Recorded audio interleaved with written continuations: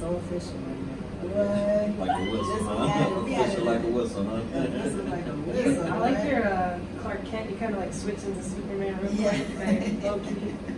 That was quick. I was like, oh, you ready? Okay, you ready? You know what? I've learned to do the switch up with being in part of the production, being on both sides. You know what I'm saying? Like, I didn't know. I mean, there's things that you never know that you can do until you do them. Yeah, you wear many hats, so you gotta learn how to switch it up. Yeah. You want to cue? Are you gonna cue me when you're ready? Ready? Oh. For like the actual film, or we just gonna go for it? Yep. Okay, good. Are you just filming everything? Yeah. Okay, so we can just start whenever. Yep.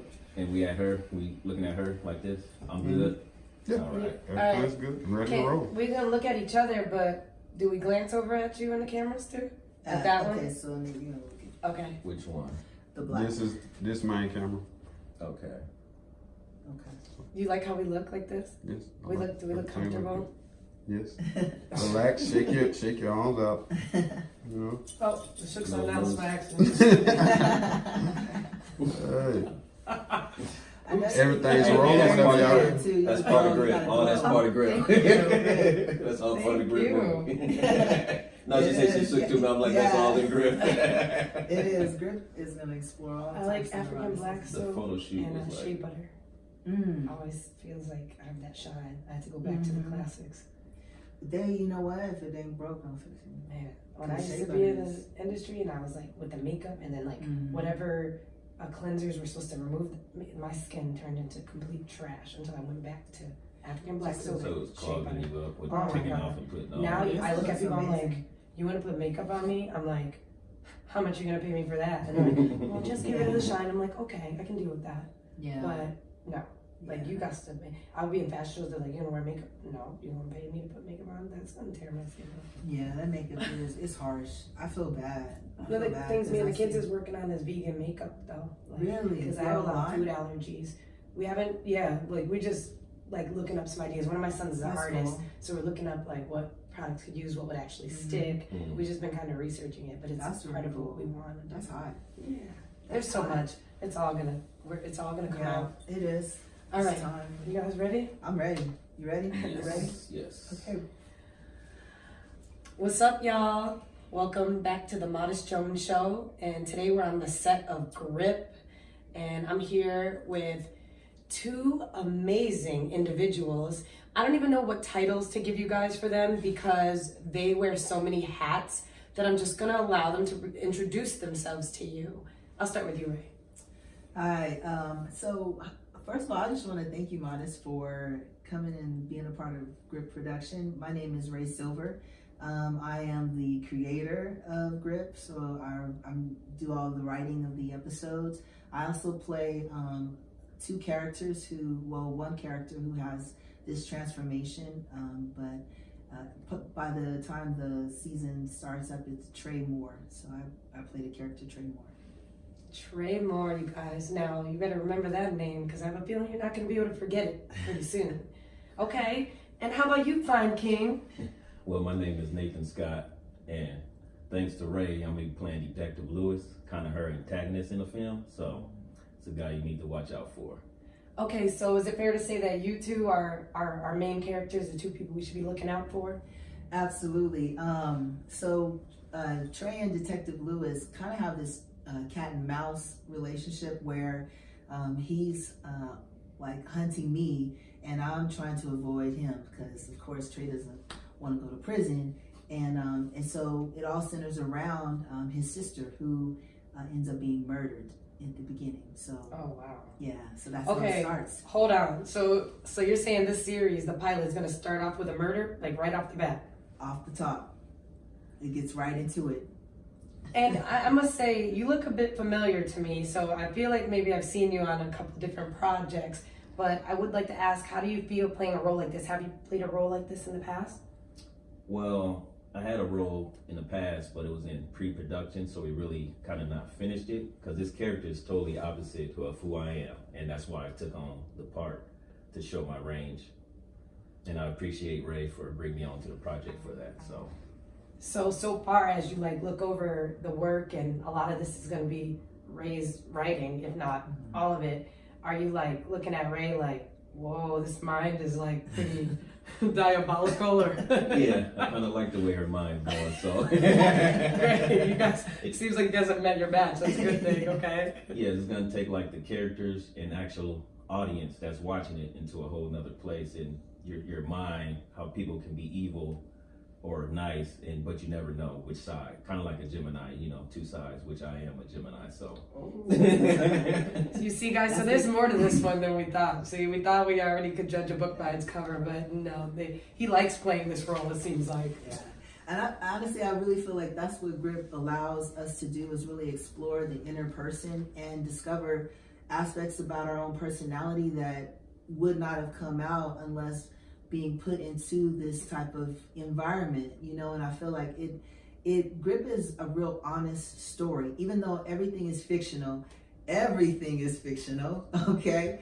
It still has such a realism to it, you know, that people can easily pick up things that they connect on as far as with the character or situations, circumstances, feelings, emotions. We explore all types of emotions, and even in that emotional spectrum, the levels of the emotions, such as obsession and lust and anger and sadness and happiness, and you know. And so I feel like Grip is such a universal storyline. I'm really excited, you know. Well, judging from the way that Ray's mind works, because you already touched on a question that I had, and you already answered it. So I wanted to know if Grip was based on a true story, which Ray has already said that everything's fiction in it. But we're gonna play devil's advocate a little bit.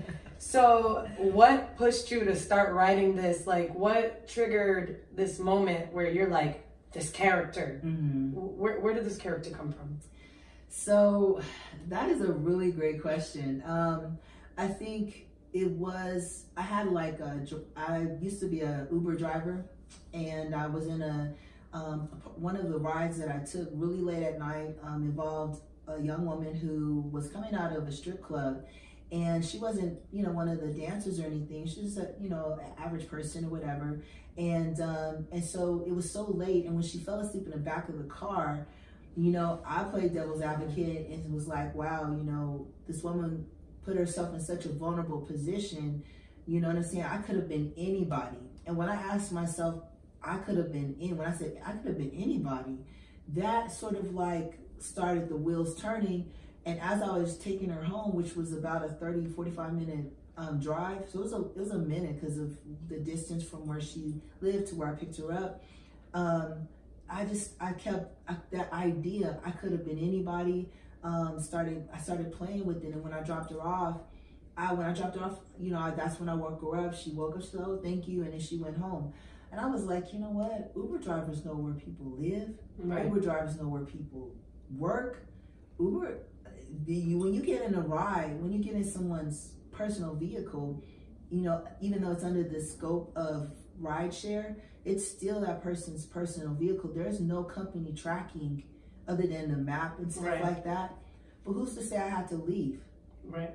Who's to say I could have just used that as a way to kind of, you know, stalk or target or anything. And so once I started playing with all the range and possibilities of, you know, with the world around us and stuff, in that scenario, it created a story. And I was like, man, this would make a really good story. And when I knew there was no story like it, I said, I'm gonna write the story.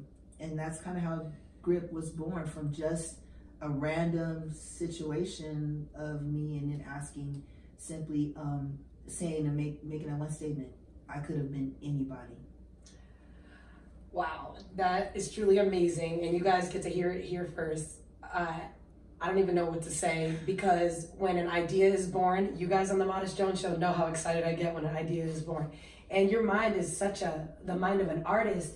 I just feel like I want to ask you, of course, I know you're an actor. I had like the honor of playing a little cameo role in a film that Ray was a leading actor in. So I do know you're an actor, but you seem like such an artist on so many levels. There's so many layers here I didn't know about. When did artistry kind of start for you? it's something that I feel like started once I got onto my first set. And I got a chance to see how films are made, and What age were you then? I almost want to say it was just a couple of years ago, so I was I'm late to the game. So you're a new actor, and you were I'm a new amazing and actor. addict, I must say. Really? So Thank yeah, you. you're amazing. I really appreciate that. It was Wow. my life went such a different way, most of it. So I would say I started with Undefined, which was the first production. That's where I met Nate on that set, and that was in 2017, 16. Somewhere around that range. We somewhere. started. What's this project? Undefined by Jordan McCormick. Okay. Yeah. Oh, I've heard of Jordan McCormick before. Okay.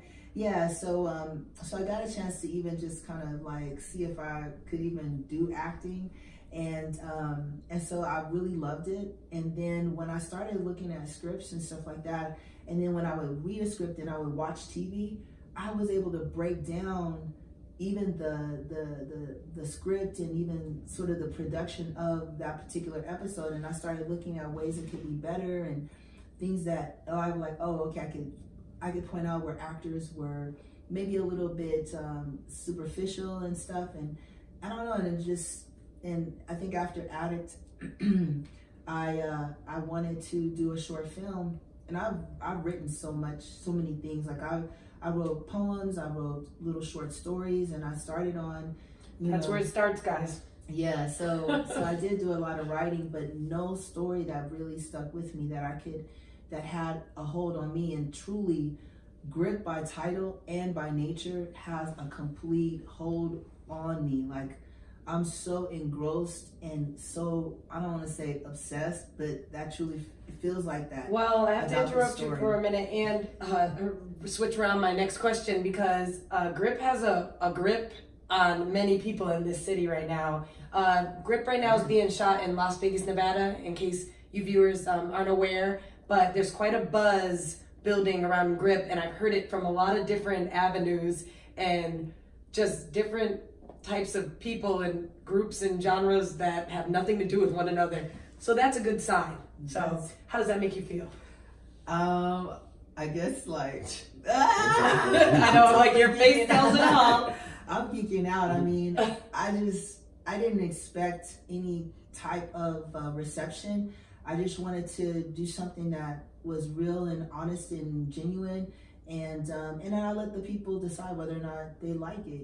Well, you're getting a warm welcome, and there's really not a whole lot of physical evidence of Grip for us right. just yet, aside from a script and some stills and a few things here or there. So such a warm welcome before it even starts is like law of attraction at its finest. It's just going to keep building on itself. Yeah, it feels that way. It feels like literally everything is in place for this to be received by a wide range of audiences, to be appreciated even by production companies that are, have been doing this for a while, like industry folks.